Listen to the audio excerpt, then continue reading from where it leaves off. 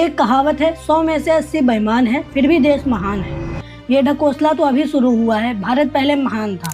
जब क्यूबा से चे गवेरा पहली और आखिरी बार भारत 30 जून 1959 को आते हैं, पंडित जवाहरलाल नेहरू और अन्य भारतीय नेताओं से मिलते हैं और यहाँ की चीज़ें एक्सपीरियंस करते हैं और कहते हैं कि मैंने भारत से बहुत सारी चीज़ें सीखी हैं। जैसे अगर देश को आगे ले जाना है तो शिक्षा पर जोर देना चाहिए, दवाइयों में शोध होना चाहिए, खेतों में विज्ञान होना चाहिए और प्रयोगशाला में इनकलाब। इन्हीं मोर्चों पर लड़ी जाती है आर्थिक आज़ादी की असली लड़ाई। मतलब कि इसी आधार पर देश में पॉलिटिक्स होनी चाहिए।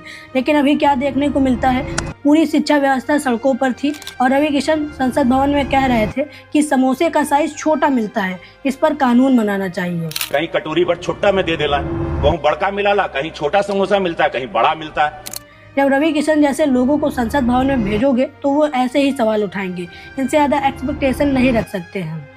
लेकिन हमें शर्म तो इस बात पर आनी चाहिए, क्या हम अपने देश में कोई अच्छे क्रांतिकारी नेता दे ही नहीं पा रहे हैं जो इन जैसे लोगों को संसद भवन में भेजना पड़ता है। अगर चे गवेरा जैसा कोई क्रांतिकारी अपने देश में आ जाए तो कोई हाथ मिलाने वाला है उनसे।